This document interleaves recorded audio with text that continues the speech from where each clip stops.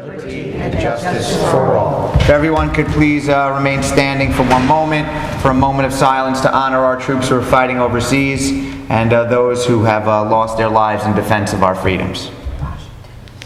Oh, and obviously also the great tragedy in Washington, another senseless act of violence, so let us think of those families whose lives are forever changed by this horrific tragedy. Thank you. Please be seated. Where am I, Mayor? What I'm going to do, we're going to set the dates for the October meetings. The workshop will be Wednesday, October 9th at 7 p.m. And the board meeting will be the following Tuesday, October 15th, because I believe Monday is Columbus Day, at 7:30. We have a public hearing set for 7:35 regarding parking restrictions on Lafayette Avenue. Where are those restrictions again? In front of. Okay, so you know what, we'll do that first because that's very short, and then we're going to move public participation up because I know that there are two matters that a number of people are here. One regarding the double yellow line on Yorkshire Drive, and then I know that there's another issue regarding this past street fair. So I know a lot of you are here for that. You have busy and long days. So once we get through this short public hearing, I'm going to move audience participation up so we can get everybody who's here for those reasons out of here. Here it is. So again, we have a public hearing regarding parking restrictions on Lafayette Avenue. I believe that this is in the area of the handy store. And where is this? That's the Tree Advisory Board. Here it is. I got it right here. This is a public hearing. Where are we going? Okay. So we're looking for a 15-minute parking sign like we've done in numerous places throughout the village in front of 92 Lafayette, which is the location of the handy store. Again, we've tried to accommodate shoppers who come to the village who may run into a store for something quick. And so, you know, where we can, we try to put these 15-minute signs. So if anybody does from the board have any questions or concerns, if anyone from the public would like to talk about this 15-minute parking spot, please come up. Okay. Is there a motion to close the public hearing? So moved. Second. All in favor? Aye. Opposed? Motion is carried. Is there a motion to adopt local law? Local law? 11. Local law 11. Busy year. Second. Okay. Mr. Falciglia? Yes. Mrs. Abato? Yes. Mrs. Corrigan? Yes. Mr. Meehan? Yes. And I vote yes. Motion is carried. Okay. What I would like to do now is I'm going to jump ahead to audience participation. I'd like to everyone can come up and say whatever they want, but I know there are two topics that people would like to address. Ori, you want me to do that first or second, the chamber? It's your call. Okay. Oh, yeah, I'm sorry. Let me just do this award first. I apologize. Thank you. Just one award, right? Okay. Sorry.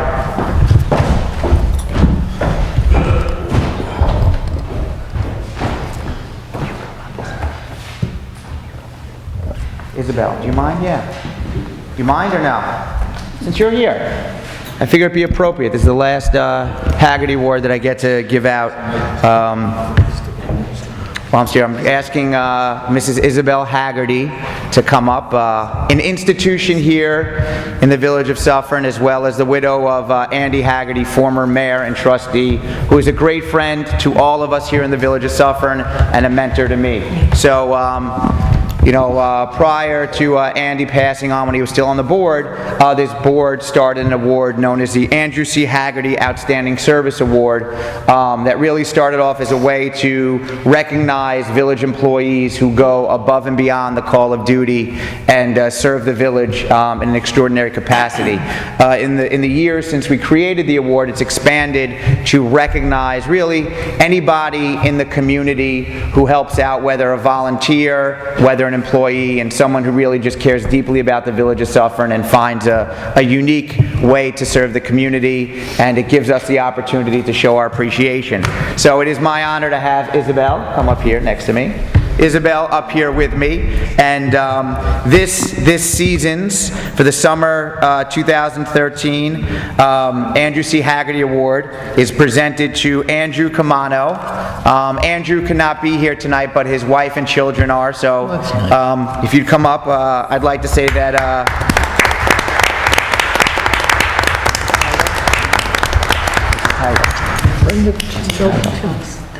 Andrew is, you want your children to come up? Yeah. Come on up, guys, get on TV.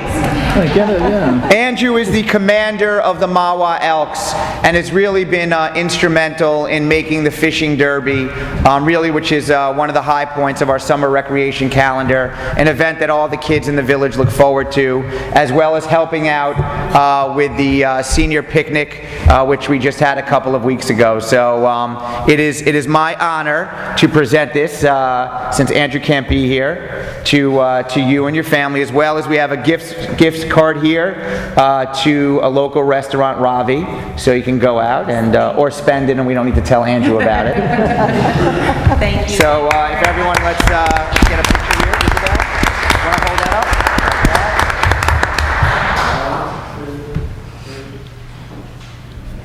Great. You got that, Fred?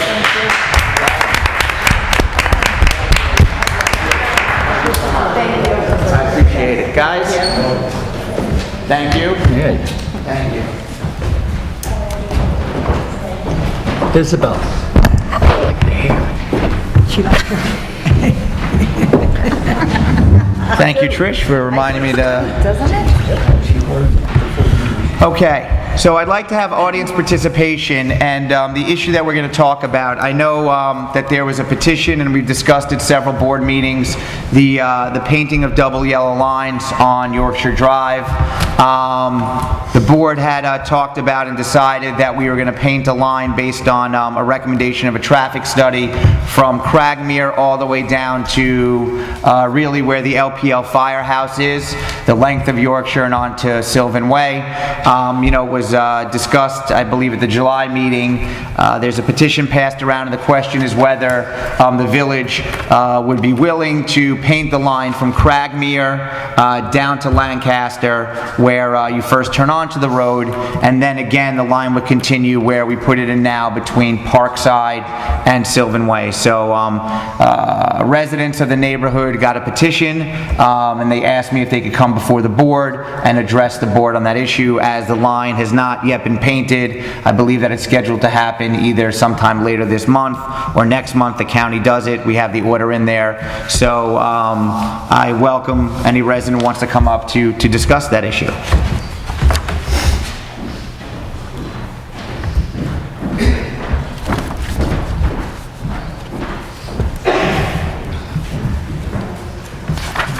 Hi, good evening. My name is Philip Fergang, and I reside at 23 Yorkshire Drive. And I start off with a bit of an apology because I just got out of the hospital after some major surgery, very unexpected surgery. So I'm kind of fading. I'm maybe a little rude by walking out at the end of my presentation, but I can trust that I'll give you the information and you'll do what is appropriate for the village. I don't think I have to sit and debate with you.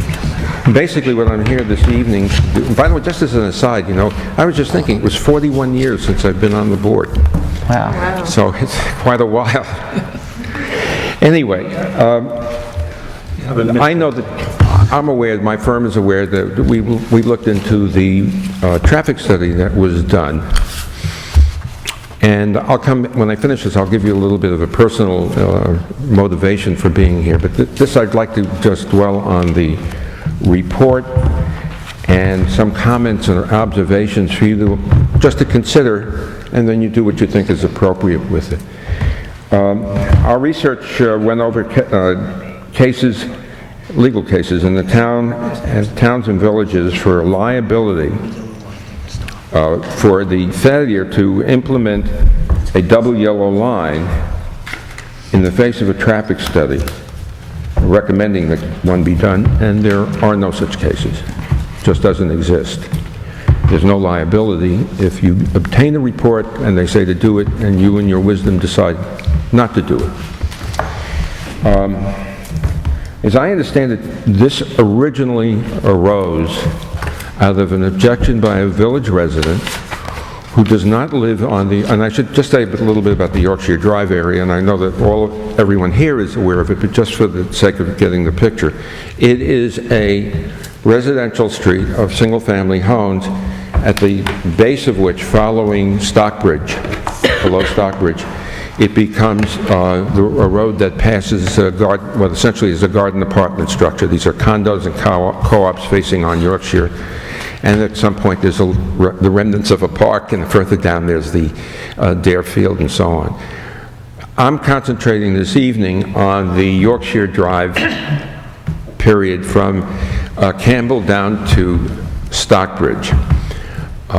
Now, my understanding is that this originally arose, or going back to the original study, arose out of a citizen complaint of an individual or individuals who didn't live on Yorkshire Drive, but walked the street.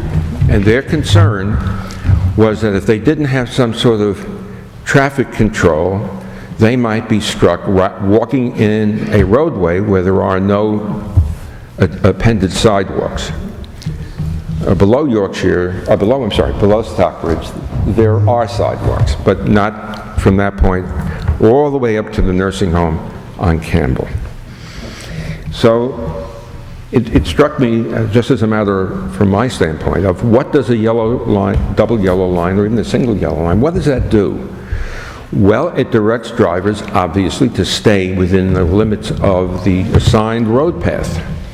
It's most useful in areas of high traffic, very high traffic, usually roads that have turns on them, and we want to keep people in line.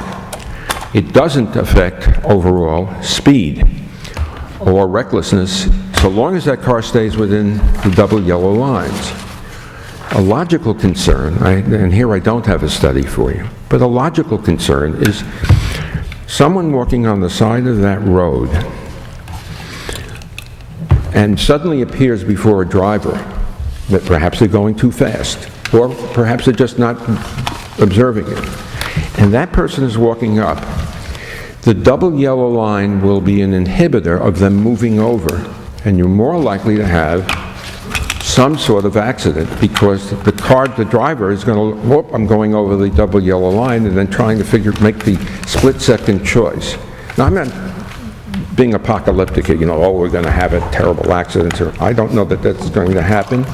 I'm not predicting that.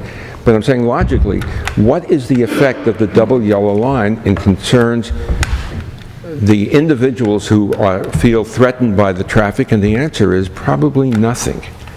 And in fact, there's a possibility that it might in fact be worse. That's just a personal observation. Now, the report itself does not have any evidence, nor do we have any in the actual real life of that street, that would, as I say, suggest that the double yellow line is going to stop someone from speeding or stopping. What works is what you folks have already done and I must say, at the time I was kind of concerned about it, but it's worked, and that's the stop signs. They work. If you look, I apologize, I'm just very weak, so it's hard for me to talk. I'm sorry? Sure, I'd be happy to. I hope this is good enough. I apologize. Normally I'm not accused of having a low voice. You want to help me? Sure. No, it's okay. Go ahead. Anyway,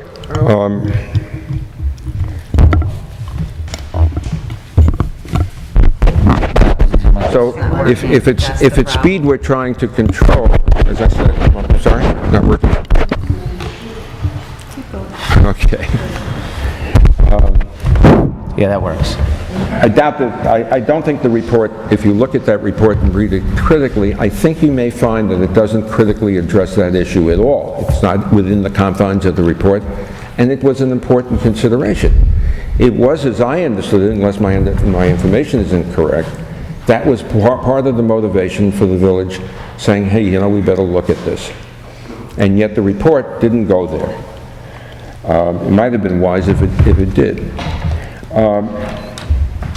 So we don't find anyone, in fact, of any pedestrian struck on that section of Yorkshire Drive between Cragmere and Parkside, nor were we able to find any evidence of accidents in that area due to one car passing another. And that's really the purpose of a double yellow line, is to prevent one car from deciding to pass the car in front of them.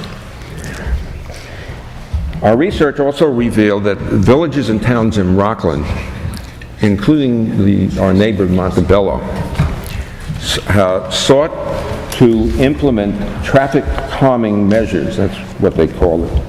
In the case of Montebello, this was speed bumps.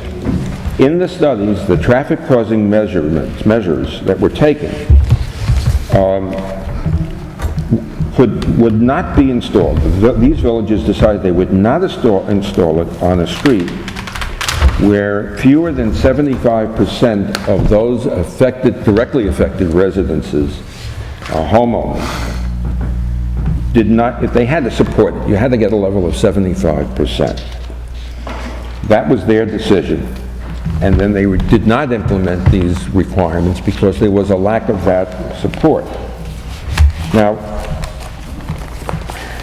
you can trust me, I didn't do this. This was family members. I was not in a position to do this. But when we knew there was going to be some discussion and audience participation, they went up and down the immediate area of Yorkshire Drive. I have petitions. I'm going to thank you. There's one for everybody.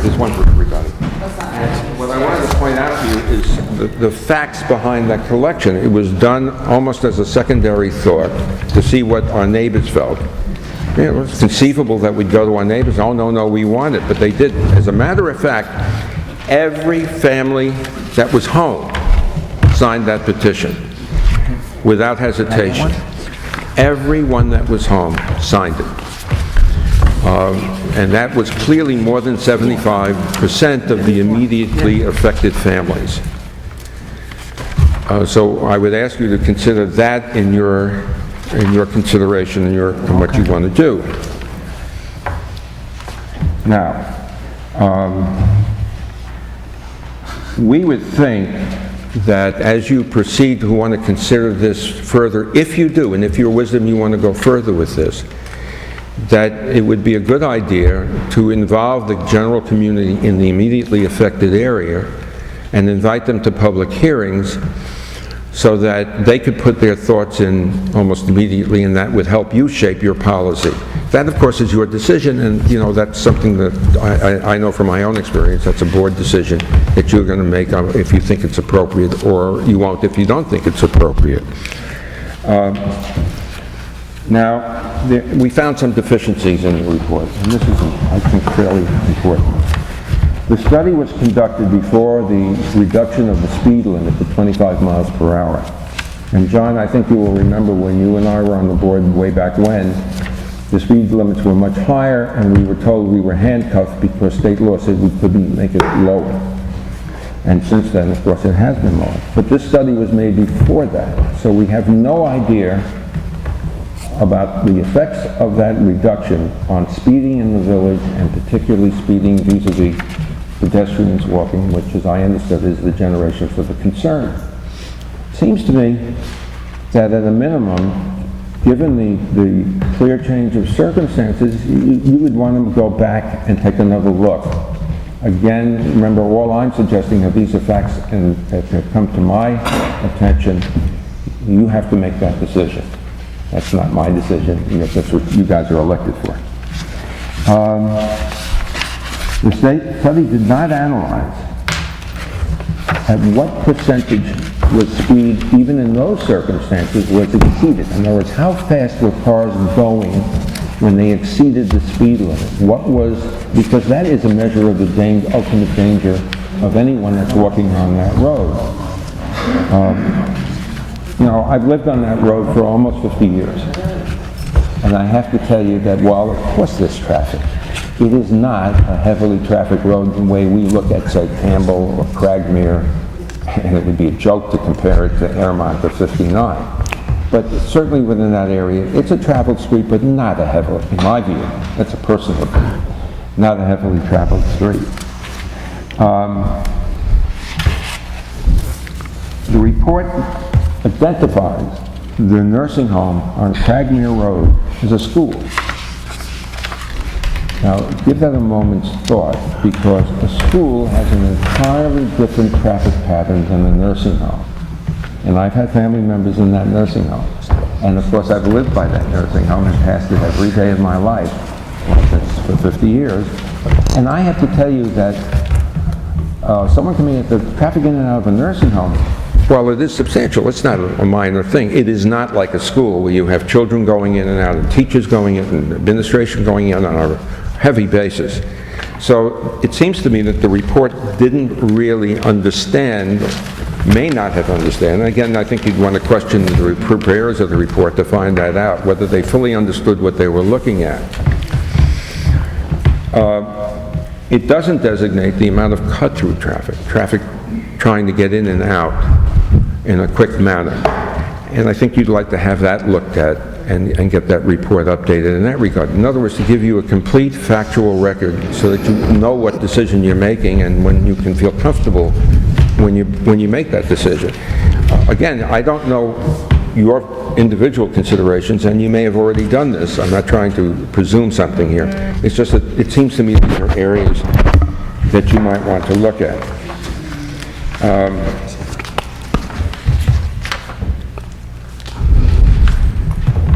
If we look at...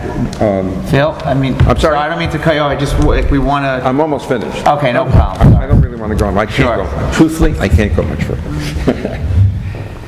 So I think that I don't want to just repeat it again. You've heard my comment. I have another thought for you, which is just on a personal level. I'm getting to the point in my life where I will probably, I hope I'm around to do this, sell my house. And I've spoken to real estate agents, and they've told me, take the value of your house, and on a road with double lines, reduce it by 10%. That's a substantial hit. Now, to be truthful, we did some research on real estate cases and protests made over evaluations. Couldn't find a one that talked about double yellow roads, and I'm not going there. But it seems to me that that would be a wonderfully imaginative area for some attorney to go in on a protest, on what we call an Article 78 proceeding, and try to obtain a ruling that is a factor, since if the real estate agents are being truthful with me, and I suspect they are, that's the effect on real estate. If that turns out to be an accurate observation, and that's an if, but if it does, then the village will suffer an enormous financial impact at some point, because the taxes that drop on my house and my neighbor's house, assuming that the double yellow line is in place, that tax burden is going to be shifted to the rest of the village, which is really unfortunate and shouldn't be that way, and can be simply avoided by just leaving the lines off. But that, again, I leave to you folks. I'm going to have to say goodnight, but thank you so much for hearing me. Thank you. Thank you. Thanks, Phil. Okay, if anyone else would like to come up and discuss this matter?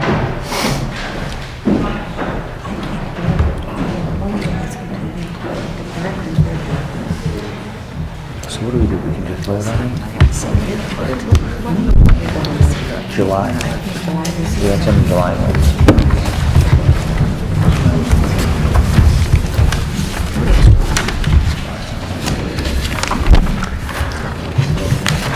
Good evening, Mayor and Board Trustees. I'm Bill Pam, 176 Duxbury Lane, Suffern, New York. Just one personal note, I hit the magic 9-0 this week. Yeah, congratulations. In pretty good health, which is important. Yeah, you could run for office. So you want to just have good doctors and keep physically in shape and keep your mind active. That's one way. I brought up this, I got a hold of this draft report that the gentleman referred to. I gave it out to the board. This is the most thorough report I've ever seen of Yorkshire Drive. These are professional traffic engineers. They study the street. I have walked on it, not at night, in the daytime. I think it's a curved road. At night, it's partially lit. Some places, it's not lit in other places. My main thing is the car safety point. They make the point that this is a major road, just like all the other major roads, like Parkside, Maplewood, Bonaire Circle. It's a feeder road. All these streets feed into it from Cragmere, Burlington, Lancaster, Stockbridge, and Essex. Many people come from New Jersey on Cragmere, turn down, and it's also used as an alternate for Route 59. Many probably are working in Good Sam, the hospital. And I'm sorry I have to disagree with this gentleman. I see an awful lot of traffic on that road, especially at the intersection of Parkside and Yorkshire. I have talked to a few people, homeowners, and they said they have no objection to it. The board read this. I gave a report of this to everyone. They read this thoroughly. They came to a conclusion 3-1 that there should be a double line painted on that road from Cragmere all the way down past it. I've written that at night. There simply is no point of reference on that road. No point of reference. You don't know what part of the road you're on. That's a very important point. I think we're very lucky that we haven't had more accidents. So just as everyone else who lives on a main road, they all have double lines. Maplewood, Bonaire Circle, and I haven't heard reports from the owners of those homes. They haven't objected to it. I think it was supposed to be done this fall. I think as we complete work on Maplewood, it has to be repaved, and that would be painted. I think that would be a very good time. And I sincerely hope that the board gets on and does this for the safety of all the people who drive in and out of that road. Thank you very much. Bill, if you don't mind, first of all, happy birthday. I ran into you yesterday. You got a cake there at the JCC. Did you have a piece? I'm going to read your letter just so we have it in the record because you gave, this is the old letter. It's January 3rd, 2012. And to correct what you said, it was 4-1 at the July meeting. So No, it 4 wasn't. votes. No, because No, I think there was an absent vote. Did someone not vote? Because I have No, 5 Trish members. left. I had to leave. Yeah. did you leave? Trish didn't vote. Okay, so the only thing says it was 3-1, even though everyone was present. Okay. It says, we live in a dated January 3rd, 2012, from Bill Pam to the village board, to me and the village board. It says needed yellow dividing line on Yorkshire Drive. We live in a high population density area, namely the Stonegate and Bonaire developments. The main thoroughfares, Parkside Drive, Doxbury Lane, and Maplewood Boulevard all have single or double dividing yellow lines. A yellow dividing line is needed, covering the entire length of Yorkshire Drive. This would be especially helpful to daily drivers, particularly during the nighttime hours. Yorkshire Drive has both curves and many dark areas. It is a wide road and often difficult for drivers to tell what part of the road they are on. The intersection of Yorkshire and Parkside is also dark and difficult for drivers making right or left turns. There is one stop sign, but increased attention is needed for this heavily traveled intersection. I trust that the board will give this request their needed attention. Sincerely, Bill Pam, 176 Doxbury Lane. So that's in the record there. Okay, thank you. Thank you, Mr. Pam. So, anyone else, come on up. Yes, of course, that's why we're here. My name is Jody Siffer, and I've been a resident of the village of Suffern since 1993. and I have 2 children that are 24 Yorkshire Drive. I have 2 children that go to school in Bergen County. However, I love the village of Suffern so much that I refuse to move. And while I very much appreciate what the gentleman said, number one, he is not a resident on Yorkshire Drive, and Yorkshire Drive is a straight thoroughfare. Furthermore, there are lights on Yorkshire Drive, street lights. And last but not least, most of the residents, as you noticed, in fact, all of the residents signed that petition because we, the residents who live on Yorkshire Drive, do not want a double yellow line. I am also here to tell you that many, many, many years ago, and Mr. Osborne can attest to this, Clerk can attest to this, is that there was a problem when the school buses were driving onto Yorkshire Drive. I've raised 3 children in my home, and I remember putting my children on the school bus, and drivers would pass the school bus. However, the Village of Suffern Police Department was terrific, and they came and they watched what was going on, and there were stop signs put where Yorkshire Drive is and where Revere Court is. That has been the best thing that has happened to Yorkshire Drive. First of all, the village police stand in front of my house and they catch people that run the stop signs. I want you all to know that I'm a stay-at-home mother. I'm in my house 90% of the time. My kids come home from high school, they do their work, I'm home with them, except I'm here.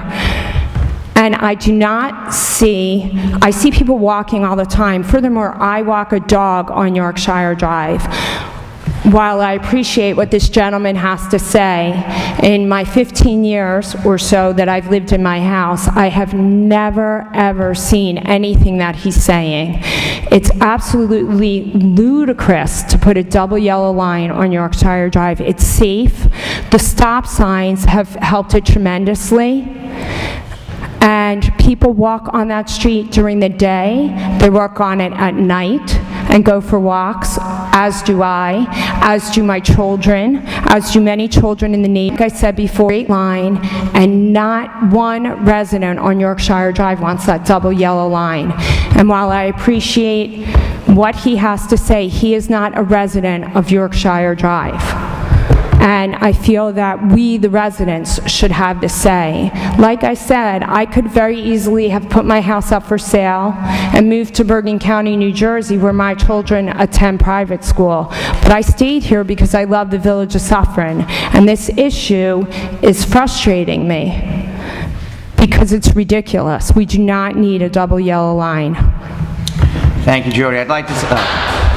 I know I was instrumental in putting in that stop sign a number of years ago with the chief, and I think it's done a very good job. Although my mother-in-law, who lives on Milford Lane and watches my kids, when my wife works, complains to me now, even though she lives on Milford and I live on Burlington, that the reason she's late all the time is because of that stop sign, even though she lives 4/10 of a mile away. So, look, I can, I don't know if anyone else wants to comment. I'd like sure, to yeah, just go ahead. briefly. First of all, the fact that, yes, you're right, I'm not good at it. Firstly, as far as having a double yellow line, whether the line's in it is not the province of the people who live regularly on the street, because the street serves a whole bunch of other people. And probably most of the people who use Yorkshire Drive live in the Stonegate condos and the Bonnier condos. I live in the neighborhood, live on Sagamore Avenue, and of course I use it too. We don't have any traffic on Sagamore Avenue. It's basically a dead-end street. So in considering this, the fact that someone lives in a particular area, it's an interesting thing. However, we have to look at the road from the point of view of traffic. The other thing is, I was, a year ago, or about 14 months ago, as I usually do, I was going through my neighborhood, getting signatures on my petition to run for re-election, and that issue came up. That issue was being talked about. So when I was getting my petitions, when I go to Democrats to get petitions, and since I knew about this thing, I stopped and talked to non-Democrats as well. And what I observed, and when I talked about people, was ambivalence. They didn't care one way or another. Now, if you go to, if I went to them and I said, do you want your property values to go down 10%? And they'd say no, and then we'll sign here. It depends on how things are presented, and I can understand. And I've also talked to real estate agents, so I would really like to see something, rather than who said that the double yellow line doesn't make much of a difference. Now, I really don't know. I think it would be interesting if we got some evidence from the Rockland County Board of Realtors or someone like that. But it's very important to take, when we have a double yellow line on the road, we don't have it just because people want it or not. We have it for the safety of the road. And, I don't like to be enemies with my neighbor, but these are certain things to be considered. The other thing is, this was not on our agenda this evening, so that I know Bill is here, but he's always here. He's one of our super citizens who comes to all our board meetings. But there are other people who, maybe if we take this up next month, he can come up with a bunch of people who, on his side of that story, too, because that's the way democracy works. I mean, you present us with this petition, he might be able to present us with a petition, too, as well, as if we're just counting numbers. But that's not our job, to count numbers. Our job is to look at the safety of the road and determine if it needs a yellow line. We have professional advice, and our police chief has given us his opinion that it should be a double yellow line all the way. So that's, if we want to, I have no problems, entertaining this again. It's important to play they down, and I think Phil's presentation was excellent. I wasn't aware of some of the facts. So I'd like to see us entertain it, let it be on the agenda, let everybody know about it, and then get a chance, we'll take up the question. And that would be my suggestion, to put it on the agenda for next week. Next month. We can do it on our, Jack, I agree. What happened was, just so you know, this was something that's been on and off for a while. My personal opinion, I was the one vote. I believed it's appropriate to do it from the top Cragmere down to Lancaster, because that's where people turn on. And that, the question is, if you're coming onto a road off of Cragmere, you don't know where your bearings are, you could turn onto the wrong part. So my feeling was, once you were there and you have a guide, you drive straight, and then that's a pretty wide stretch of the road. People don't park on the side. And then when you cross over Parkside, the road narrows significantly, and people who live in the townhouses there tend to park on the road. So clearly we felt that was a reason. Originally, when we installed the double yellow line last year, it does exist from Parkside down to the bottom. Someone had asked me about it. I said that at the July meeting, the board passed it. They had expressed, could they come to the board and say something? They got an opinion. They got a petition, as you see here tonight. Sure. I also ran into Bill, was it yesterday or 2 days ago? Yesterday at the JCC in Newton, he asked me about the double yellow line, and they said, oh, by the way, I know there's a petition going around, so if you want the opportunity to speak, you should. So I have no problem making it open. I don't know if we want to send out a letter. It's not an official public hearing, but we can put it on the agenda. I have no problem. I think Charles, as long as, we're dealing with the county, we'll tell them if they're willing to hold off on it till after October 15th. Well, the issue there is that it's temperature sensitive. They won't be able to put it down if it's colder than 47 degrees. But I think we should be good by the 15th, right? I mean, it's only... it could go either way. Okay. And the other thing, too, is once we get the determination whether to do it or not, then I got to schedule it. There could be another delay there. Well, let's call, if you want, we can call the county tomorrow and just say, we're having an issue about this. We're going to decide on October 15th either way, right? And then we'll contact them. I mean, I don't want to hold it up just to delay it by the nature of it, but I also want to give people the opportunity. Trish? This has been an ongoing back and forth kind of thing for quite some time. And obviously, the people who live on Yorkshire Drive have been against this double yellow line. And I think that the board kind of used the traffic study as their guide, because generally you want to try to use that for the safety of the road. But in the history of the road, it was never there before. To my knowledge, I don't believe that we've ever had anything that was horrific on that road. In addition to the stop sign being put onto Yorkshire Drive has been a great help to that area. So it did a couple of things. One, what traffic is there, and I don't believe that it's a heavily traveled road. I kind of sat for a couple of days in a row at different times and watched the traffic flow. It's not a very heavily traveled road. Cragmere, yes, you have all the people who cut through from New York to New Jersey, heavily traveled road. So I do feel that area of roadway that we're talking about is not a heavily traveled road. But I think Jack makes a good point. I mean, we have to be fair to both sides. I think the right thing to do is to hear from both sides. I appreciate the petition because it lets us know, who's truly for this. I mean, I'd love to hear from each and every one of them, but the petition, I guess, speaks for itself. And I also noticed on the petition that there's people who don't live right on Yorkshire Drive. So there's actually people who are off Yorkshire Drive that are still in favor of, of this not being put down. And I'd like to believe they signed it because that's what they believed and not for other reasons, that it was presented to them incorrectly. I don't believe that anybody would sign a petition without knowing exactly what they were signing. So I too would be totally in favor of, getting the word out on the website or wherever we can to let people know we're going to discuss it, and to please come up and to give us, what you think. I think that's the fair way to handle it. Okay, Charles?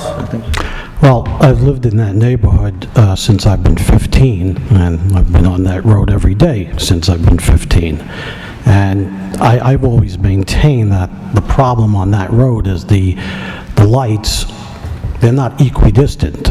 You have one, then you have 140 feet, then you have 180 feet, and they're also different colors at many times due to one of the battles I've been having with Orange and Rockland, yeah. It's holiday. And, you get one spot that's bright and one spot that's dark, and again, since they're not spread out equally, and I think Mr. Fergang would agree, you have dark spots, the way that, it's just a strange road to navigate, and I've always felt that, but I'm a will of the people person, and when so many people sign a petition, I think you have to pay attention, so.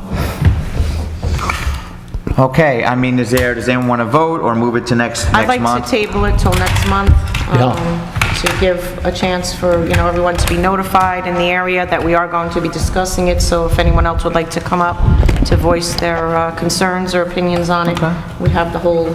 We can just leave it at that. I don't think we need a motion or anything, right? We'll just wait till next month? No, and maybe there's something else that we could look at. If the concern is that the cars don't know where they're going, maybe we could look into putting those white dots, the reflectors, but if you hit them, your car bounces a little bit. I mean, to look at something else so that both sides can be happy, and that, maybe there's a happy medium in the whole entire process.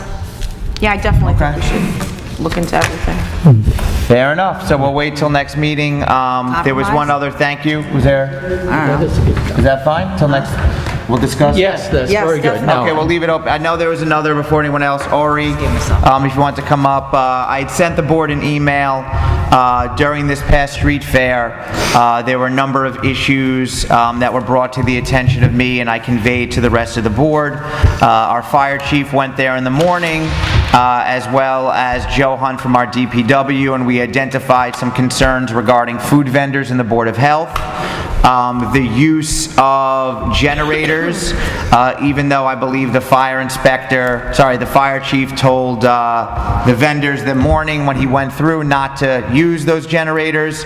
And also my biggest concern was how we have a go-kart vendor who the last couple of street fairs had placed their amusement on the cement right in front of Lafayette Avenue. The fire chief had explained to them in the morning when he was there that that was not appropriate because it would block the ability of a fire truck to get through, God forbid something happened, and had directed them to, I believe, going to the Avon lot or some other lot nearby to have it there. Instead, they disobeyed that order or that request, and they had the go-karts on the Avon Park grass, and by the end of the day, the grass had been destroyed. So based on that, and at that point later in the day, the fire inspector was out of town, both code enforcers were out of town, I was out of town in the evening, so it was kind of a situation where everybody expressed concerns and they weren't dealt with appropriately. I spoke to the president of the chamber and kind of didn't get the response I wanted, which caused concern to me.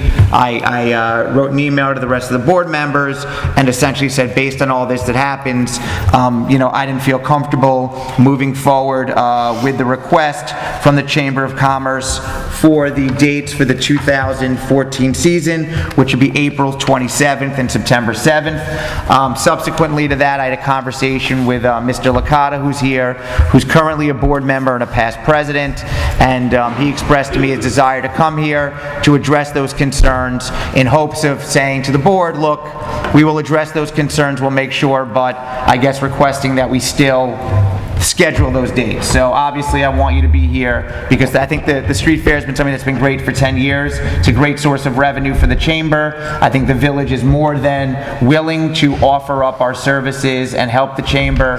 But again, what happened this past weekend is just not acceptable, at least in my opinion. So yeah, I just wanted to Mike Stark and I were there together when this all occurred. And I have to tell you, I've been at the street fair every year, and I've really never seen it like this before. It was very, very poorly organized, and the vendors, and a lot of them, I have to be honest with you, are returning vendors, and they're vendors in different places, and they know better than to come there without health certificates. It's always been in the past that I know that whoever's running the street fair has made sure that those permits were all in order, but it was kind of really a little disturbing to think that whoever was in charge this year didn't have everything taken care of. Well, I am embarrassed personally because I've been involved with the street fair for 10 years. And done a phenomenal job. And let me just say that this year, personally for me, I haven't participated that much like I should. I finally figured out my eyes. I have cataracts. I'm having a surgery. My mother had a stroke earlier in Florida in the year. My son started college. I think I visited every college from Chicago, Michigan, every place. He finally decided to go to Manhattan College. he's a good-looking young man, by the way. Oh, yeah. Thank you very much. So I personally have not been involved in it as much, and there were two other vacancies that are directors that we did not have the volunteers and the participation. I am running for president again, and I will assure you that this won't happen again. As far as, rather than debate every single issue, I will tell you the generators really are not the issue. It's where they're placed. They were placed in front of Crumb's Bakery, which when I think it was Mike that came out, it was blowing into Crumb's when it was open. Now we have someone that's running the street fair, okay? She runs 52 weeks a year. She should know better. But in the past, we've had a committee and we've worked together with her and we've looked at the structure of where everybody's been. And that hasn't taken place. As far as the go-karts, somebody wasn't doing what they were supposed to be doing. Or maybe it's a good idea to put on the application, because I've actually filled one of your applications out, if they're going to be using a generator. That would maybe help to place them better, better locations so that it's not right on top of, like a bakery or a pizza place or some food establishment. Well, maybe in front of if they are a food vendor, they probably have a generator, so we already know. Yeah, so maybe there's like no keeping them excuse. in front of the banks that are not open, or, something like that, keeping that in mind, maybe putting that on the application would help to, As far as the health licenses go, we just make sure that we tell the people beforehand that they need it. It wasn't policed, and I apologize for that. So I can assure you next time we will have a better committee. We will make sure that we get it done. I am personally coming back. I have some of my issues are going to be done, and I'm going to try to rebuild it and get the chamber back to where it's been. We've had a 10-year wonderful relationship. We appreciate it. We need to treat you like our landlord. That's what you've been to us, very good, and we want to get back, and I apologize.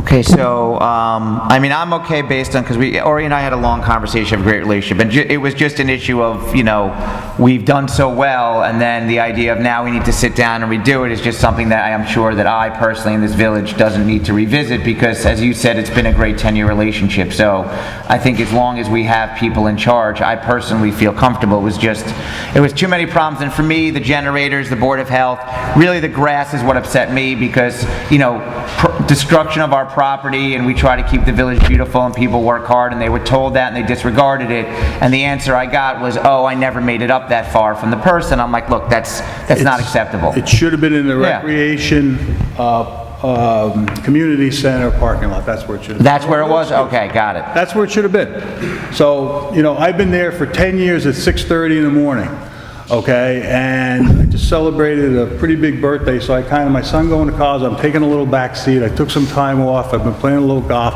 I'm heavy in Good Samaritan Hospital. I'm very heavy in Joanio, and I'm just getting a little tired of doing some of the things a little bit. I took a step back, and you know what? I'm coming back. are you going to step forward now? Because that's what we need you to do. Anyone makes Virginia's grass around a gazebo look bad, you got to deal with us. Jack? I'd like to hear that the chamber is going to take responsibility for that grass and restore it. They said that to me. They already. Well, I'm sure they did. Yeah. Okay, well, I'd like to have that on the record. There's a third street fair June 1st, which we are not sure whether or not we're going to ask for, because last year it was very poorly attended. There is a lot of different things going on with graduations, and the place in Mawa has their fair up there. I forget the name of it. But there's a lot of things going on. We're not sure. We got some ideas. We want to maybe see when Isabel, if she still has her event, maybe we could tie it in with the Chamber Street Fair somehow. Do some other things. We do the car show, the first event that we have on the first date. And so we're trying different things. Okay, So but the question, that was his question. The question was, will the Chamber of Commerce take responsibility for restoring the grass? Absolutely. Thank you. There you go. See, he was the politician. No. It's just, he wasn't trying to evade the question. I know. I've known him a long time. He's a straight shooter. And I talked to Joe Hunt today. They got to mow it. They got to do a couple things. It's really not that big of a deal. I think the fact that it happened is more discouraging than the damage that it caused. Yeah. And it's idiotic to have a generator so that when you open the door it crumbs. We went to the last street fair with M&M. The paper store, they put a sausage and peppers thing right in front. Now, if you're running 52 street fairs, you really got to know better, but we have to be there to supervise it. So we won't take our eye off the ball this time, I can assure you. Okay. So is everyone based on that okay with approving the requested dates? I'll move the dates. So it's April 27th and September 7th. Jack has moved it. Trish seconded. All in favor? Aye. All opposed? I vote yes, motion is carried. Thank you, Ori. Thank you very much. Jack, I'll send you those pictures if you want to see, because I got some. Okay, thanks. Okay, thank you. Since we're already here with public participation, if anyone has any other issues, please feel free to come up now. Thank you. Charles. And somebody. Siglia. Who am I missing? Joe Corrigan. Jim Genatino, 2 Memorial Drive. I'd like to go back to the discussion of the double yellow line. I found it very interesting that this traffic study recommended it. I know Clark Osborne recommended it, if I'm not mistaken. The traffic study, yes. Okay.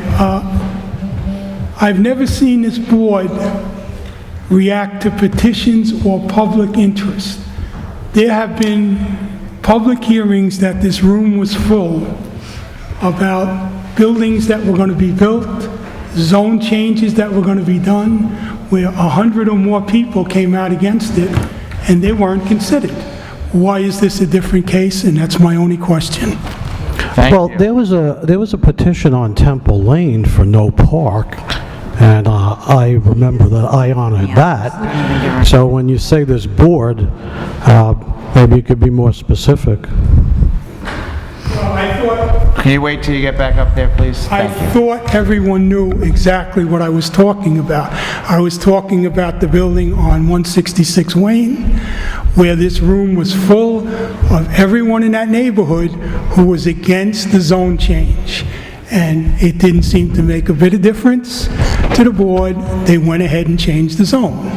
Now, this is an issue that is backed up by documentation, by your chief law enforcement officer, and now we're going to weigh the public opinion.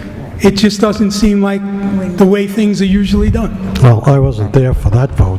Thank you. I'm not picking out particular board members. It was a decision that was made, totally not counting what the people in that neighborhood wanted. All of a sudden, the people are going to decide. I mean, I think it might be a good thing, but let's do it all the time. Thank you. You know what, Jim? I have something to say to that. I think I made it perfectly clear that it is fair to hear both sides. I don't think the board is saying that they changed their mind. I don't think the board is saying that they're going to do one thing or another. I think that what they're saying is, and as we did in that particular meeting, we heard everybody, but then the board has to make a decision based upon the information that they gather. So we did hear everybody on that, and we will continue to hear both sides on every issue as we have done in the past. And I think this is no different. Thank you. Okay, does anybody else have any public comments on this or anything else? Oh, come on up. Oh. Who's this guy? You guys. Good evening. Hi. Hi, Jack Myers, 90 East Maple. Hi. What do you say to some carpet runners for these aisles, you know? Cut down on the sound a little. I just have something to read on behalf of my neighbor, David Hirsch, 74 East Maple. Mayor LaCorte and village board members, as I see it, the village of Suffern is analogous to a ship at sea without navigation. By this I mean we have 69 housing units to be constructed, 48 are to be constructed downtown on Washington Avenue, and another 21 slated for Route 202. There is now a proposal at 120 Orange Avenue for a 6-story or 70-foot tall apartment building with 100 units. How can we even consider this proposal without realizing the impact that the first 69 units will have on the infrastructure of our village? More importantly, we have not had a master plan for the village since the mid-90s. I am proposing and ask you to consider a moratorium on all multifamily construction projects until we establish a functional and comprehensive master plan that will steer the future of our village in a positive direction. Thank you, David Hirsch. Thank you. 100 units. Well, 110. If Yorkshire gets 2 yellow stripes, Orange Avenue should have 4 or 5 maybe. I don't know. Thank you. Easy to me. Thank you. Anybody else, any public comment? Come on up, sir. This guy looks, he's one of my neighbors. Hi, my name is Joseph Maraglino. I live at 65 Wayne Avenue here in the village of Suffern. Kind of talking from for a couple of residences on Wayne Avenue, like a Wayne Avenue concerned citizen type of thing, whack, you know? I'm here because I know they proposed a condominium complex on Washington Avenue, 15, EP Daskell Corp.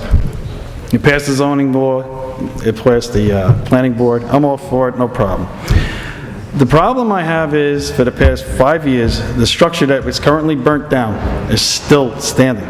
And I'm trying to figure out, you know, people come into the village, it looks like the South Bronx in 1972. You got a burnt out building that has partially been raised and not completely raised. And it's like, people coming by, hey, what happened over there? If it was the type of thing that just happened a few weeks ago, I can understand you leave it up for a little while to investigate the fire. This thing's been standing there as an eyesore to the neighborhood. It makes the neighborhood look bad. It's Wayne Avenue, and in the corner of Washington Avenue. I call Wayne Avenue like the armpit of Suffern, because it's like ignored. It's the grittiest area in New York, in the village of Suffern. And it's like, we got a lot of good people that try to maintain their houses. I see people even across the street from the burnt-out structure. They were fixing up houses, and, it's like a little bit of a renaissance going on. And, I take a little bit of pride. I think it's a quality of life issue. And, we're paying taxes, and, I work for the Thruway Authority. If people see debris or litter or anything, they're on our case because they're paying money to use our road. Well, we got to clean up the road. The village is suffering with these people that own that building. They're responsible to remove the building. At least tear it down. I'll be happy if they just tore it down. I don't care if they make the magic garden over there. I'm just tired of looking at it. I just wanted to know if anything's getting done. I didn't know, I heard a rumor that they were going to start construction in April. That didn't seem to pass. I didn't know if it was April 2013, April 2014, April 2015. I was very hopeful that they would break ground this year. Mayor? Jack, go ahead. Yeah, I just want to go on record, since you brought it up. I filed a complaint about that site in July with the building department, and I haven't heard anything since. So. Yeah. So, my point is, if it was our houses... I agree. And let me go on further, because we have this applicant comes in on Washington Avenue, and he's entitled under existing law to build 25 units, okay? But they roll the red carpet out for him, and they do away with the back lot, the amount of back lot he has, the amount of side lots he has, and the amount of front, and he gets 48. And what does he do to us? He keeps that goddamn wreck. Thank you. So, he didn't, and he promised he'd take it down when he got his zone change. Yeah. So, people tell me about what a great neighbor he is. He's not. He's a terrible neighbor. I live right behind him. Yeah, I know. And now he's bringing in dump trucks of cement and debris from what other jobs that his men are working at, and they're dumping dump trucks load of it. Right? Now I used to have a stockade fence. Where's there dumping? I didn't know there's any dumping. In his own property, it's fine. But if it was any other residences here in the village of Suffern pulling any of that baloney, we'd get summons and fines. And this guy's doing everything, and nothing's happening. Yeah. It's an eyesore, a complete eyesore. I moved there from Parkside Drive. It was, we're happy to have a house. It's noisy, it's gritty. We're gonna get a throughway in 202. That's what we picked. It burnt down. Fine, okay, there was an accident, there was a fire. I thought right away, at least he started raising some areas, but he didn't finish the job. But I mean, it is a dangerous thing. Again, I took down my stockade fence because it was falling apart. I shouldn't have to put another fence up because of his ugly property. God forbid one of the kids walks across my yard and then decides to play in his whatever. They still have some message boards there, and they go there to get fuel for their trucks. I very rarely see them anymore. Sometimes they were there as late as 8 o'clock at night doing some jobs around the yard. He used to clean up the yard before the place burnt down. It looked a lot more neater then. He used to keep his workers there on the weekends, cleaning up leaves, everything. He just let the whole place fall apart. The fence that's surrounding the building is growing saplings and little trees. I mean, the fence has been there for so long, trees are growing up in between the fencing. It's not covered up, it's just a complete eyesore. Okay, I'll send someone over there. I know, just so you know where they are, they do have an approved site, so they got site plan approval. My understanding, is that they're going to move forward, but I'll find out exactly. You don't know what date they're going to start doing anything? I mean, obviously it's in their interest to move forward, and I do know the last piece, which again was an issue of timing, why it didn't start in April, was they needed to reconfigure the road as part of the site plan, so the village board approved that. Yeah, and then my understanding was, I'll follow up again. I understand your concerns. I believe that when this does get knocked down, it's going to be a great thing for the neighborhood. Oh, it'll be wonderful. It's going to be a beautiful building. Yeah. I understand Mr. Meehan's concerns. My job as mayor is I understand all sides of it, and I want to get things moving forward. And I think that it was it was a good decision for him to relocate his business outside of Suffern because it is a mixed-use neighborhood and is becoming more residential. Yeah. So I think, as opposed to rebuilding and having that construction company there, as opposed to having 44 beautiful units, I think near walking distance, it's going to be a great thing. But you are right that, time is done. The last piece, I think, was that piece of property, which we did, I think, 2 months ago. There's no reason why it shouldn't be torn down. And I will reach out to the applicant, I promise you, you're right. Didn't he say he was going to take that down the minute we approved that sale of the property? Yes. Yeah, so I will That follow was up. 2 months ago. That was, we approved it, I think in the July. August meeting. So I will call the applicant, I will get on that. It seems like this gentleman that owns the lot seems to have Teflon on him. I mean, it seems like he has Teflon on him. It seems like he's untouchable. It seems like he can get away with a lot of the things that he's not supposed to be getting. No, look, I think that this is a good thing for the village. We're getting money in tax dollars, and we're trying to, work with the applicant to get it done, but it's a process, and I'll get it taken care of. You're right. Yeah, can we just at least reach out to him to get him to take, Yeah, I will reach out to the applicant. Yeah, just to get the building down. I Yeah, mean, I think that'd be fantastic. Because obviously it's too late in the season to start, I would think it is, that's not my business, but I would think it's too late to actually start his construction. Yeah. So I would like to see if we Okay. could at least get that building down. Sure. Like I said earlier, there's some talking going on, yeah, if we could, hard to hear, thanks. some of his workers were taking part of it down, but that seemed to cease a couple of years ago. Sure, I promise you we'll get on that right away. Okay, thank That's you. a legitimate concern, thank you. Charles, did you want to say anything? Okay. Moving right along. Okay, so we now have the fire department. The chief sent his regrets. He wasn't feeling well. We have a car wash request, class of 2014, Amy McKenzie, for this weekend. Scheduled it for the 21st with the rain date of the 22nd at the Hook and Ladder on on Lafayette Avenue. Do we have a time or no? I do. 9 o'clock, I think. 9 a.m. 9 a.m., yes. Oh, yeah, okay. What's the date again? It's this Saturday, This Jack, if Saturday. you I'll want. be there. Your car is new, you don't need to, Yeah, well, I'll you go. help out the cheerleaders. Okay, is there a motion? Car wash. Is there a second? Second. All in favor? Aye. Opposed? Motion is carried. Culture and Recreation. I have, What? Oh. Let's just, go. Anything that's...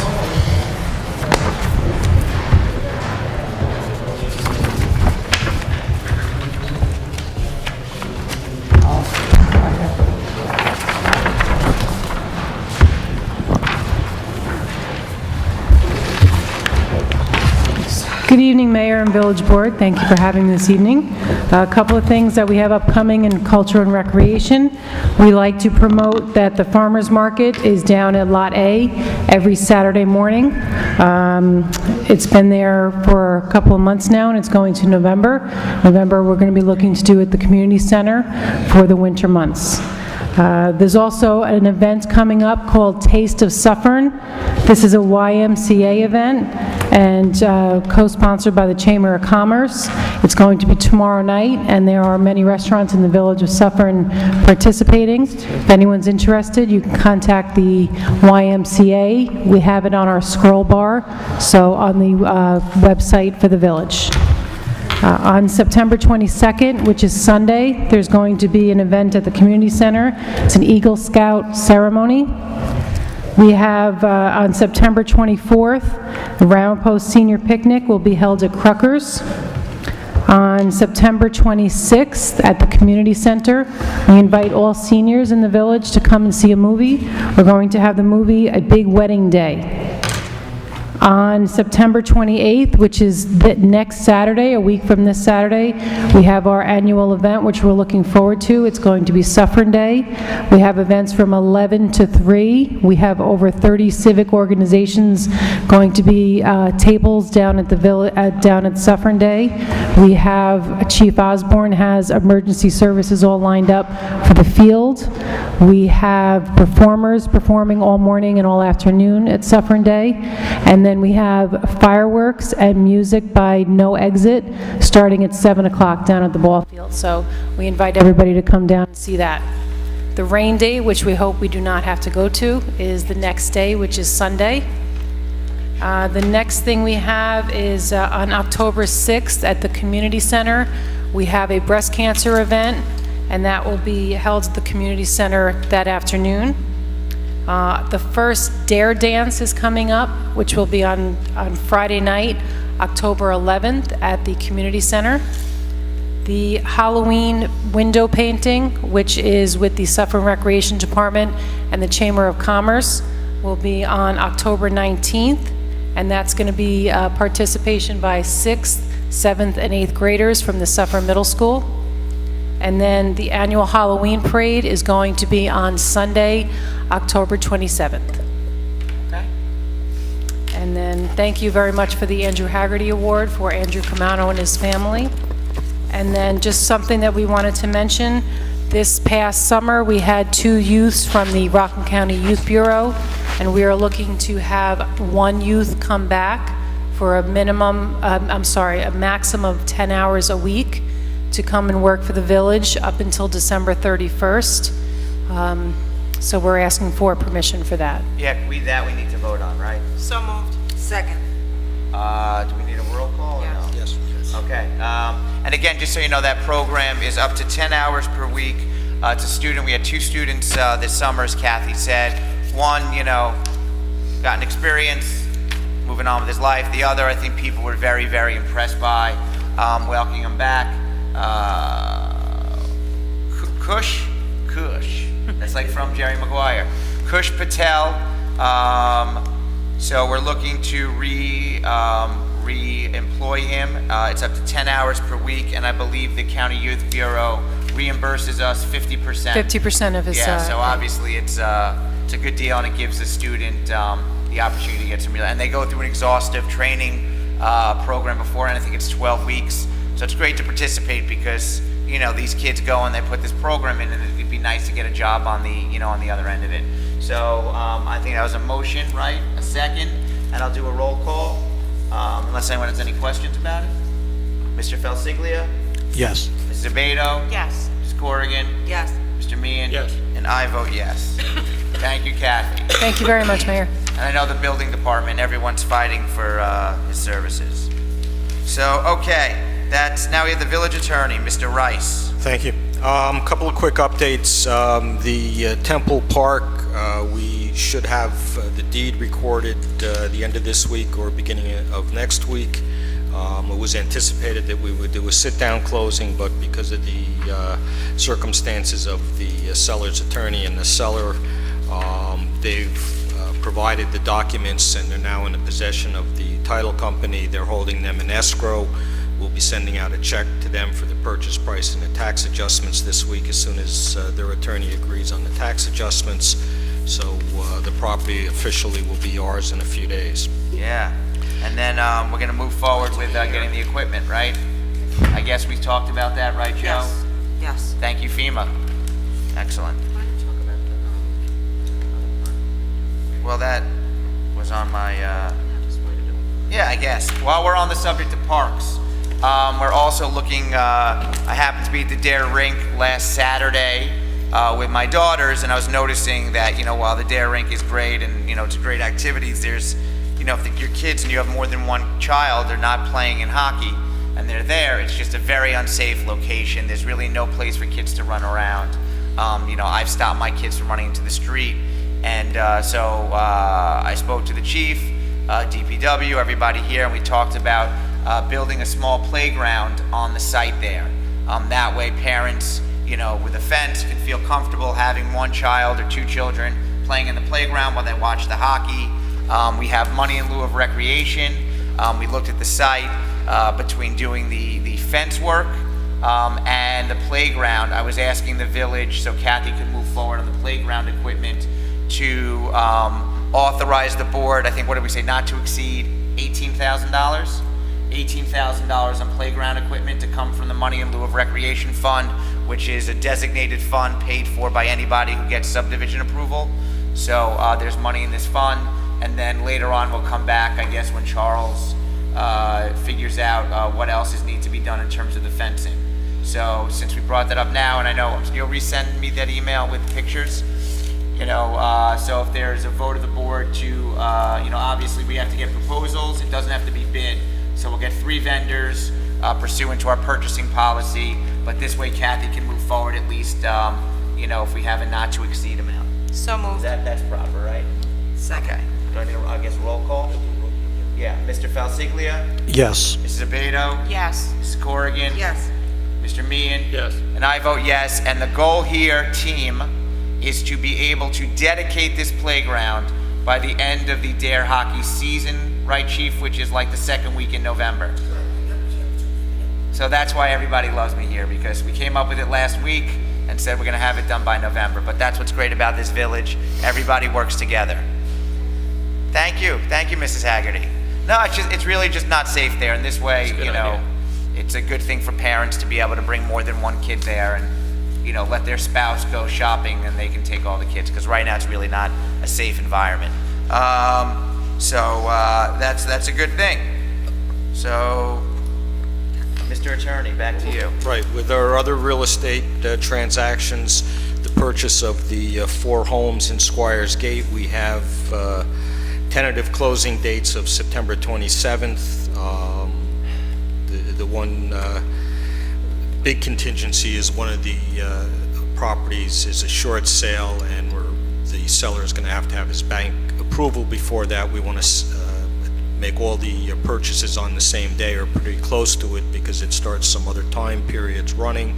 So if that goes through and they get the approval in a timely manner, we'll be looking for September 27th as a possible date, or sometime very shortly thereafter. The last thing I wanted to mention was, at the last meeting, there were some questions about the lawsuit with Doyle Contracting, and one of the things I mentioned was that the contractor owed a subcontractor some amount of money. That was based on the Doyle Contractor's filing of the contractor's affidavit of payment of debts and claims, which is required when a contract is finished. However, that document provided for an exception, which noted that one subcontractor, Envirolix Corporation, had filed a lien which Doyle Contracting called fraudulent, but nonetheless it disclosed the existence of that lien, and it stated that until the case is settled, we will bond around this fraudulent lien, quoting from that document. That was never bonded, and we had not heard anything from Doyle in the interim. Mr. Doyle apparently religiously watches the village board meetings, and apparently was very upset that it was stated that there was money owed to a subcontractor. I spoke to his attorney, and I will read one portion of his letter so that the facts are accurate, apparently, as they presently exist. His attorney says, "We reviewed our records and determined that the copy of the lien that we have on file shows that it was incorrectly filed in the form of a private lien with the Rockland County Clerk. Neither the firm nor our client was served with a copy of any lien that was purportedly filed with the Village of Suffern. The lien, having been filed with the wrong entity, was a legal nullity. Nevertheless, the lien lapsed on or about August 13th, 2012, and has also been released, and they provided some documents including a release." So apparently at this point in time, they've dealt with and resolved whatever issues existed with that subcontractor, but as of the time a month ago when I made that statement, in fact, that was the last information that we had. Could we get an update? Where are we with that? The last time you said it was discovery? Right, and that's where we are, and I don't like to discuss details of litigation in public, but that's exactly where we are. We had a conference last week, and there were some discovery deadlines set, and that's all that's transpired to date. Okay. Well, all right, I'll talk to you privately. I have a question, but, Bill. Okay, anything else? That's all. Okay, thank you, Terry. Grant writer.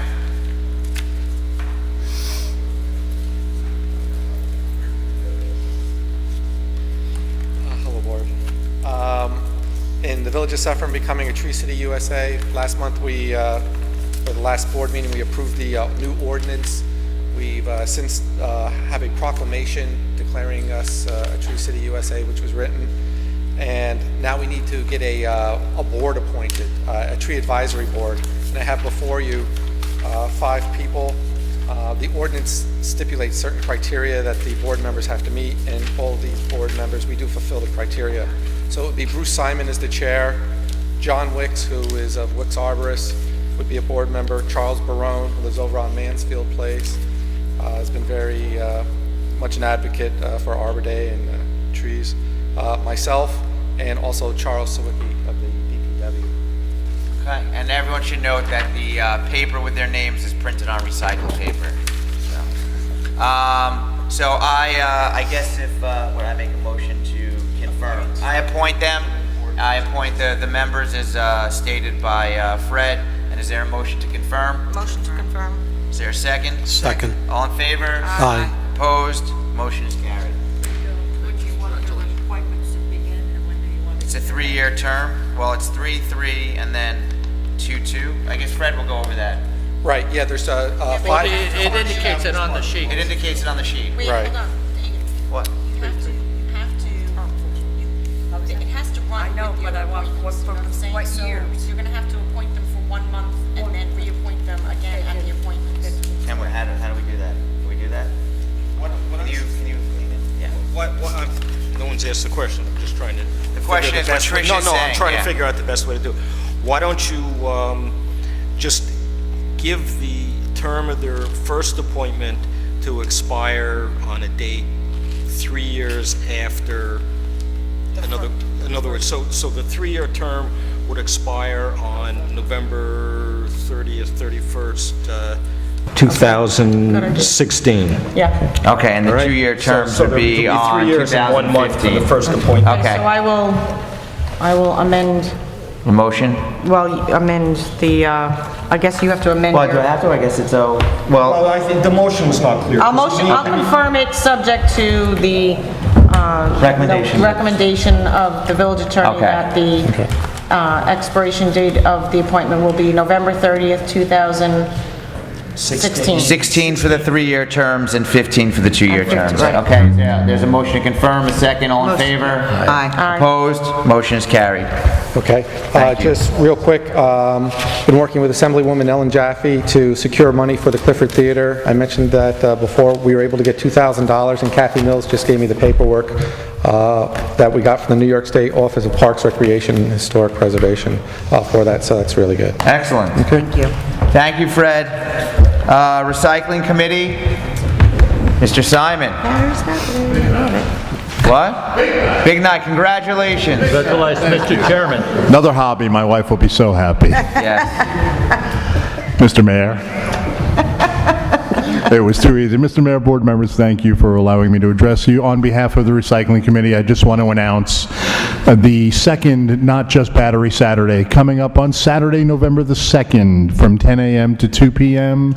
here in the parking lot at Village Hall. We will be collecting batteries, CFL light bulbs, small appliances, cell phones, medications. All of this stuff will be kept out of the waste stream, out of the landfills, be taken up to Pomona. This way people don't have to make that trip to the fire training center themselves. I'm proud to say that, and I'm happy to say that the members of the CSEA have volunteered their time, so there will be no expense to the village to doing this.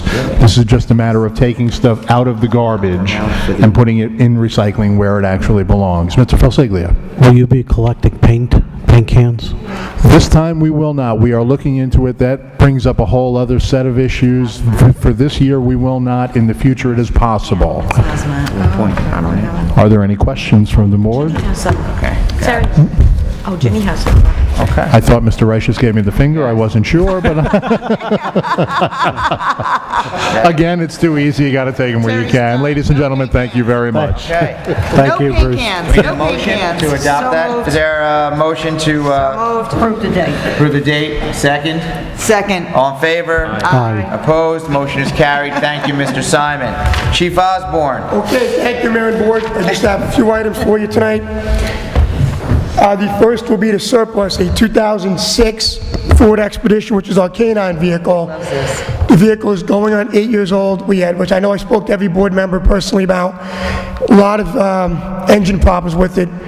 The problem was to fix it and to refurbish it would have cost us more at this point. It wasn't worth doing it to the age of the vehicle. So we're asking to surplus that 2006 Ford Expedition. Okay, is there a motion? So moved. Second. All in favor? Aye. Opposed? Motion is carried. Okay, thank you. I'd also propose that the board, I spoke to Joe Hunt, spoke to Charles. We've had speed bumps on Memorial Drive for a few reasons. Number one, obviously for speeding vehicles. Number two, you have the village pool. And number three, we have the Little League fields. So there's obviously a lot of issues. And I should say number four, Lake Antrim, people walking on a lake in that area next to the lake. These speed bumps are temporary. They've been taken out, I think, by kids. The way they're put in, they can be pulled out. Kids are skateboarding over them, different things. We would like to, I'm asking the board for the permanent ones, like the ones we have in Squires Gate. Charles, I spoke to you guys. There really isn't a rush. I know you got a million things going on, but it's something, if it's okay with you guys to work with us on to install the speed bumps. I will work with you to designate the spots where I think are the safest, where there's enough visibility to see them. So moved. Second, should we have a public hearing on that? How many Everyone's bumps? happy? Speed bumps. Mr. Meehan, I'm looking for two. I'm looking for one in the area, a little bit, I guess, a little bit east of Jim's house, and the second one would be up towards, more towards the field, because that would cover the pool, and that would also cover the field. Okay. Sounds good. I don't think we need a motion, or? I moved. Sure. Second? Second. All in favor? Aye. Opposed? I vote yes, motion is carried. On the same front, one of the things we've been doing for the last 5 years, a lot of our streets are now 25 miles per hour by municipal law. The lowest we can drop the speed limit is 25 on a village street. I just had a request from somebody on Wayne Avenue asking about dropping the speed limit to 25. When it's a state road, we do not dictate or do not mandate the speed limit. The state does, and they will not drop it lower in that section. We were looking to lower than 35. I've spoken to them. However, on village roads, I asked that we have to have a public hearing for this, and I asked for a public hearing to be set up for 25 miles per hour. This month, I would like to bring up Memorial Drive, basically in the same vein of safety for everybody out there. Okay, so can we set up, is there a motion for public hearing, 7:35? 7:35. October 15th. Second? Clark? Second. Yeah. Go ahead. All in favor? Aye. Opposed? I vote yes, motion is carried. Clark, I have a question for you. Sure. You know, like, that particular area is high recreation area. Yes. Up by the dare rink, that's high recreation area. Yes. Is there anything, like, I mean, I don't even know, Terry's not here, but something village-wide we can do for those areas where there's, parks or recreation? As in speed zones? Yeah. Speed limits? Speed zones? Trish, we've checked, I was looking to get a blanket policy for village streets. We checked with New York State. We have to basically do each street one by one. Yeah. I thought it would be talked about that years ago. It would be much easier to do that, but they just won't let us do that. Clark wants a 25 everywhere. So we should... I do. I am a big proponent of that. look Me into... too. I want every road 25 miles. I agree. I've been picking them up little by little. We can continue. We've got Hillside, we did Cypress, we did Yorkshire, we've done a bunch, Washington. That would be the next I was one. just thinking like they have school zones, so you know what I'm saying? Like if there was any way you could zone, make it type of thing. But Trish, we can drop it to 25, which is pretty good. Washington's 25. We routinely run radar. I was actually out there today with two guys. We ran some radar. Did very well on Washington Avenue. Obviously people exceeding the speed limit. Yeah, I just noticed like coming down Yorkshire by the rink when they're coming down towards the stop sign. Correct. They kind of come kind of fast around there, and the kids are getting... They do, and we've been up there, and we had a few complaints from Yorkshire and Parkside. We've been sitting up in that area. I see my friends out there in East Maple. We've been hitting Washington hard because we know the situation out there with the kids getting off the bus as well. So, we just try to move it around as much as we can to get the visibility out there. Thanks. Okay. Just one more thing I know I spoke to you about, and I spoke to the mayor today about. In regards to the new vehicle we spoke about, I'm asking the board, I spoke to Terry today and I spoke to Tom Zordan. To purchase a new K-9 vehicle, we're looking for a 5-year municipal lease. And the first 2 years of it would be paid from surplus money through the sale of police surplus old vehicles. So we have the first 2 years paid for already, and I'm asking the board to vote on that. It would be under a state bid through Bio-Warnock, which is where we get our police vehicles. And I'm asking the board to vote, and the cost per year is, if you just give me 1 second, I've got the sheet right there. Tom's not here. I just realized. It would be for 5 years, $99.50, 42 of the first 2 years are paid for. We'd have to pick up the cost in year 3, 4, 5. The cost of fixing a K&R car was up to $6,000, and that wasn't even really touching a lot of the other problems with it, so it's just not financially worth it. You want that tonight, right? You know what it is, Joe, by the time we order it and get it in, it's going to take a month or say, month and a half, yeah. We spoke to them today, I spoke to Tom and Terry today, and... Sorry, Clark, we have to pay for it outright, or is it a lease? It's a lease. It's a lease, so then it's fine. It's a lease, just like the fire truck. We own it. We are. What happens is with a municipal finance through Florida Municipal Credit, which I've been using to keep the cost down, we pay the $99.50 for 5 years. At the end of it, we buy it for $1. It's just they do that for municipalities, and a lot of departments have done that. But we're also using... Okay, yeah. Wait a minute, we're also, am I correct? We're also using the sale of the motorcycle... Correct. And the K-9... Correct, and 2 other police cars I just sold. Towards the purchase of that. Yeah, there's money, Payments, Tom worked it out, he's not here, there's money there, and as Right. Terry suggested, if we could just approve it subject to a review by the attorney and the treasurer. Oh, of course, yeah. Because the funding's there, but we want to make sure that we're doing this. Terry, I'll get you a copy. It's the same, Terry, it's the same contract for every car we buy. It's the same exact contract. So moved. Second. Yeah, no, it's no problem. If we can, subject to attorney and treasurer review. What was the amount? $9,950.42 per year. How much?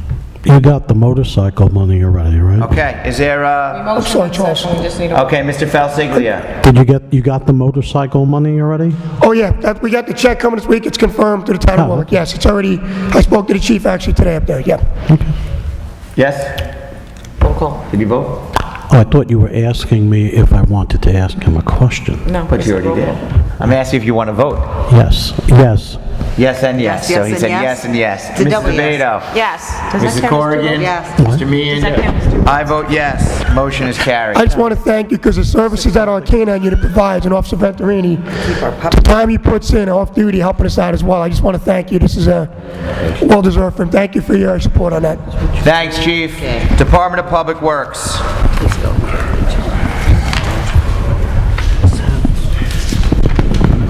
Good evening, Mayor and the Board.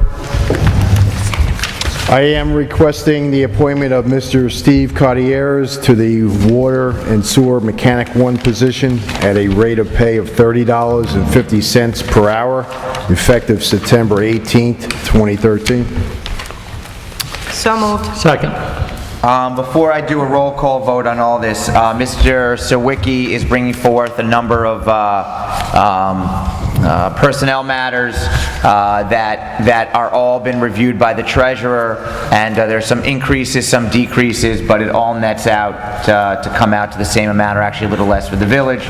So while these positions were not originally budgeted, the dollars end up adding up, so it's we're able to comply with what we had budgeted. I just wanted to make that clear. So Mr. Falciglia? Yes. Mrs. Abato? Yes. Mrs. Corrigan? Yes. Mr. Meehan? Yes. And I vote yes. I am requesting the appointment of Mr. Albert Chamberlain to the Water and Sewer Mechanic 2 position at a rate of pay of $32.59 per hour, effective September 18th, 2013. That is actually, Mr. Chamberlain has been effectively performing that, work in that position for a while. He's been getting out of pay, or out of grade pay, so his pay would be unchanged. Okay. So that's clear. Second. Mr. Falciglia? Yes. Mrs. Abato? Yes. Mrs. Corrigan? Yes. Mr. Meehan? Yes. And I vote yes. Motion is carried. I am requesting the appointment of Mr. Daniel Haglin to the Water and Sewer Mechanic 2 position at a rate pay rate of $33.52 per hour, effective September 18th, 2013.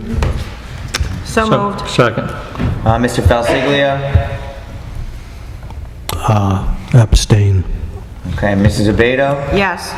Mrs. Corrigan? Yes. Mr. Meehan? Yes.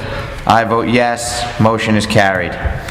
I am requesting the termination of employment of Street Department laborer, Mr. Jason Mulder. Is that all we have to do? Yeah. Okay. Is there a motion? So moved. Is there a second? Second. Mr. Falciglia? Yes. Mrs. Abato? Yes. Mrs. Corrigan? Yes. Mr. Meehan? Yes. I vote yes, the motion is carried. I'm requesting authorization to hire Mr. Lawrence Vogel, Suffern, New York, filling the vacant Street Department labor position. The rate of pay is $15.95 per hour, with a starting date of September 18th, 2013.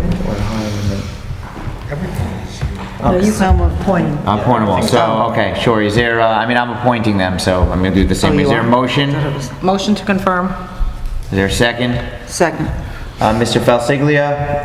Yes. Mrs. Abato? Yes. Mrs. Corrigan? Yes. Mr. Meehan? Yes. And I vote yes. I am requesting authorization to attend the Southeast New York Stormwater Conference on October 16, 2013. The course is located in Beacon, New York, at a cost of $100. So moved. Second. Mr. Falciglia? Yes. Mrs. Abato? Yes. Mrs. Corrigan? Yes. Mr. Meehan? Yes. I vote yes, motion is carried. I am requesting authorization to accept the lowest cost proposal for 3 drives, motors, and control panels for the activated sludge pumps at the wastewater treatment plant. This proposal is from Tasco Associates, Inc., Kennelon, New Jersey, in the amount of $23,950, and will be charged against the wastewater treatment plant capital fund account. So moved. Second. Mr. Falciglia? Yes. Mrs. Abato? Yes. Mrs. Corrigan? Yes. Mr. Meehan? Yes. I vote yes, motion is carried. I am requesting authorization to accept the lowest cost proposal for the DPW fuel supply system replacement. This system was damaged during Hurricane Sandy. This proposal is from American Petroleum Equipment, Walden, New York, in the amount of $13,529. FEMA will reimburse the village $12,968.35. The balance of $560.65 will be charged equally to the 3 DPW department fuel accounts. Okay. So moved. Second. Do a roll call. Mr. Falciglia? Yes. Mrs. Abato? Yes. Mrs. Corrigan? Yes. Mr. Meehan? Yes. I vote yes, motion is carried. I am requesting authorization to solicit advertised bids for the digestion system upgrade project at the wastewater treatment plant. Bids are due November 14th, 2013 at 3 p.m. We also have received approval from the New York State DEC of our submittal of our plans and specs for that project. So moved. Second. All in favor? Aye. Aye. Opposed? I vote yes, motion is carried. Okay, just an update, Spectra Energy, we have an update on that. The village has agreed to provide temporary parking privileges to Spectra Energy Corp. from South Plainfield, New Jersey, at the Memorial Pool and Hemlock Lane Reservoir areas. The duration for the temporary parking is 2 to 3 weeks. Spectra Energy will pay the village $1,200 a week. Great. When do we have a start date on that? It started on Monday. Monday, okay? So moved. Are you? Well, we discussed that during the workshop. Yeah. They're going to give us insurance to hold harmless and restore any property. That was based on your recommendation, your request. No.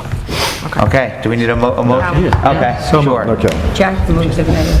Another update is during the month of July, the village submitted 6 letter of intent packages to the New York State Hazard Mitigation Grant Program.